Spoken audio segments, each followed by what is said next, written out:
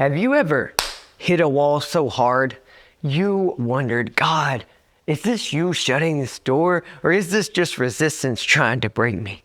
Because sometimes obedience feels a lot like walking through honey. Sometimes the promise feels like it's locked behind 3 deadbolts, and sometimes stepping out on faith feels more like stepping into enemy fire. And if you've ever wrestled with this, if you have ever asked, Lord, do I pivot or do I press on? This video is for you. I'm going to show you this plainly. There is a difference between God redirecting you and the enemy trying to derail and distract you. And knowing that difference might save your calling. But first, what's up, fam? I'm Wallace, and for years I've helped guys like you pivot away from the doors that are slammed shut and ones they are supposed to break through. And knowing the difference, at the Better Than Best Academy, we help men lead with faith, not fear. And today I'm going to give you something every believer needs: a biblical blueprint to know the difference between a door God has closed and a door the enemy is guarding. Now, before I get clinical and teach a bit, let me get personal. I want you to think of those wall moments, your wall moment, that decision point. You got it? Good. Because this question we asked, is this God closing the door? Is this resistance? It's not just theory. It's not just theory for me or you, I'm sure. I have been bleeding through this numerous times myself. For instance, back in 2020, I was about 3 years into working at this digital ministry. Honestly, it was kind of a dream job in a way. It wasn't on the stage, but it was behind the scenes. I was video editor, audio editor, editing the website, laying out the emails and making graphics and slides. Part of the invisible engine that was helping this huge international ministry run. I had this secure job, this predictable paycheck, the ministry title. People were applauding, saying, bro, you're walking in your calling. But internally, I was quietly unraveling. Not in sin, but in silence. I felt this holy discomfort, this gentle but undeniable nudge that the season that I was in was coming to a close. And the timing it was in made absolutely zero sense to me. I was in my first year of marriage. My wife was pregnant with our first child, and we were stepping into parenthood. And that's when I felt like God was asking me to step out of security, to leave stability, to leave ministry as a job, to leave this thing everyone else thought was the dream. And why?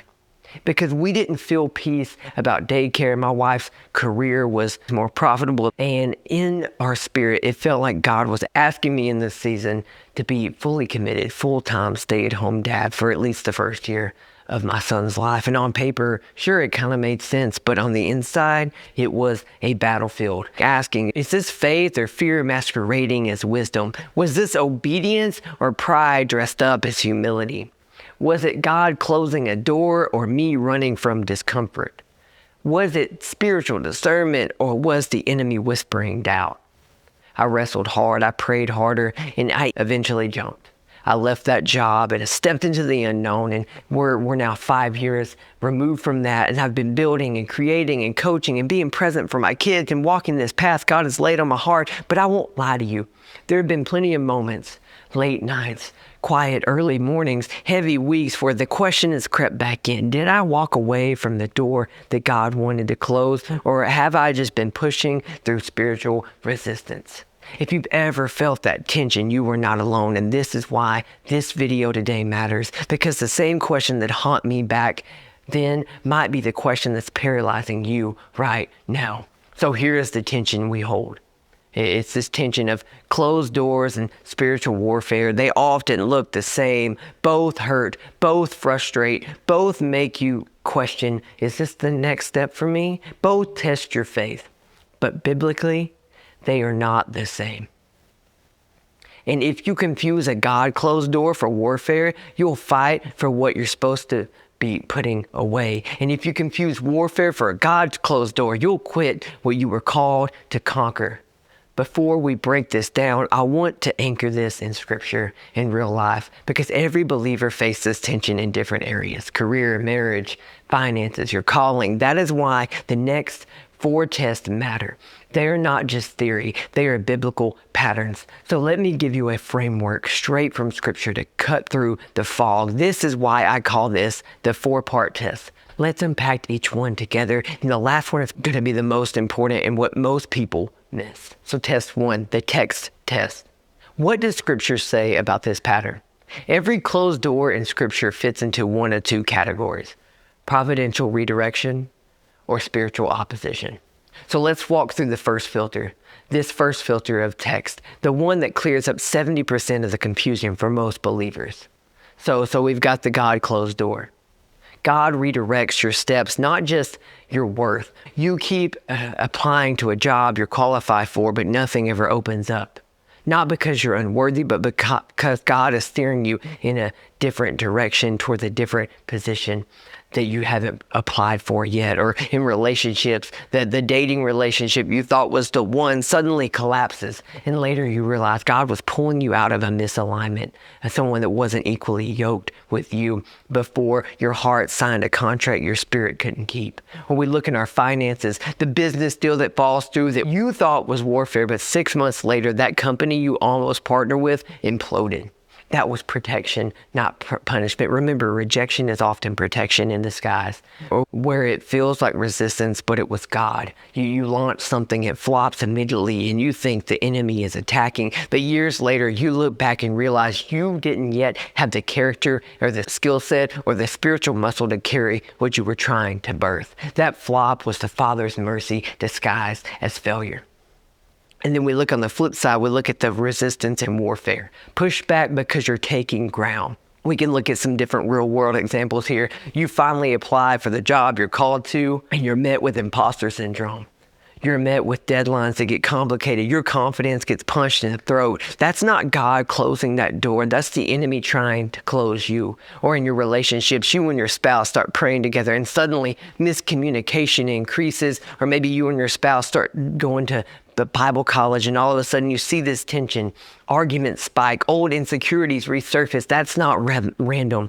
That is literally an attack on your character and your integrity. That is the resistance that the enemy is trying to stop you at. And then in our finances, you commit to tithing and stewarding money God's way. And all of a sudden you see all these financial shortcomings coming. You want to stop tithing, but the truth is, that is exactly what the enemy wants you to do. Or maybe you felt like it was God, but it was the enemy. You sense discomfort, fear, insecurity about launching something, and you think maybe God is saying no, but really it's your flesh resisting responsibility and the enemy whispering doubt. If the discomfort pulls you away from obedience, it's not God, it is warfare. If the discomfort pulls you away from obeying God, then it is not God himself, it is warfare. Now the second test, this one reveals the voice behind the pressure. What is this pressure producing in me? The fruit doesn't lie. The fruit always reveals the root. If it's from God, you will feel conviction, not condemnation, direction, not confusion, pruning, not paralyzing fear, a strange peace in the middle of uncertainty. If this is warfare, it will feel like shame, chaos, guilt, accusations, discouragement, an identity distortion, heaviness, the urge to hide, isolate, or quit. You can think of, you've been applying to a job with no breakthrough. Then you could ask, is this producing panic or self-hatred? Or is this producing patience, dependence, and a clearer sense of God's calling? Or your ministry team is toxic and you're debating about leaving. Then you could ask, is God forming your endurance, humility, and spiritual discernment? Or is the enemy trying to crush your identity and calling?